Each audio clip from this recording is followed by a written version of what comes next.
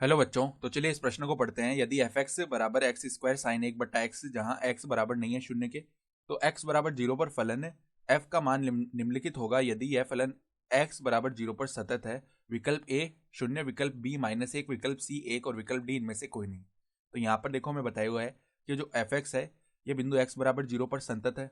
ये तो हमें बताया हुआ है। साथ ही साथ और क्या बताया हुआ हमें कि यहाँ पर एक्स बराबर जीरो पर जो फलन एफ का मान है वो इन चारों विकल्प में से कौन सा होगा, ये हमें ज्ञात करना है। तो प्रश्न में आगे बढ़ने से पहले इस प्रश्न से संबंधित जो मुख्य अवधारणा है उसकी हम चर्चा कर लेते हैं। तो देखो मुख्य अवधारणा, यदि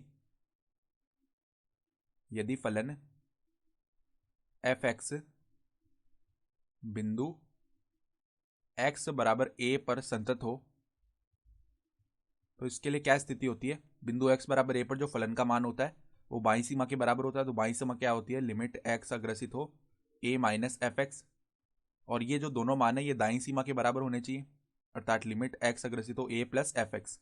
तो अगर ये तीनों मान आपस में बराबर आ रहे हैं तो बिंदु एक्स बराबर ए पर फलन एफ एक्स सतत हो जाएगा। तो हमें सवाल में यही बता रखा है कि एक्स बराबर जीरो पर एफ एक्स सतत है, तो ये तीनों मान जरूर बराबर आ रहे होंगे एक्स बराबर जीरो पर। तो हम क्या बोल सकते हैं कि यहां एक्स बराबर जीरो पर फलन एफ सतत है, फलन एफ सतत है। इसका अर्थ क्या हो गया, इसका अर्थ हो गया कि एफ जीरो का जो मान है वो लिमिट एक्स अग्रसित हो जीरो माइनस एफ एक्स इसके बराबर है, और ये दोनों मान जो है वो दाईं सीमा अर्थात लिमिट एक्स अग्रसित हो जीरो प्लस एफ एक्स इसके बराबर है।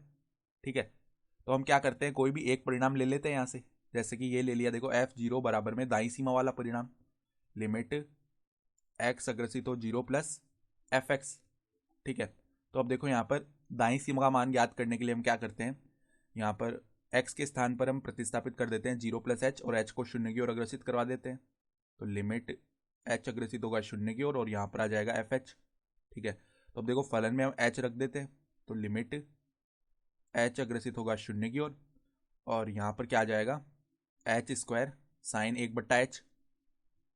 ठीक है, तो अब देखो जैसे ही हम शून्य की ओर अग्रसित करवाएंगे तो साइन के अंदर ये जो एक बट्टा एच है ये अनंत की ओर अग्रसित होगा, लेकिन हम जानते हैं कि साइन थीटा का जो मान है वो सदैव माइनस एक से एक के बीच रहता है। ठीक है, तो ये राशि किस प्रकार आएगी, देखो एच स्क्वायर यानी जीरो का वर्ग जीरो हो गया, गुणा में माइनस एक से एक के बीच कोई परिमित संख्या आएगी। ठीक है, और माइनस एक से एक के बीच कोई भी जो संख्या आएगी वो जब शून्य से गुणा होगी तो शून्य ही आ जाएगा।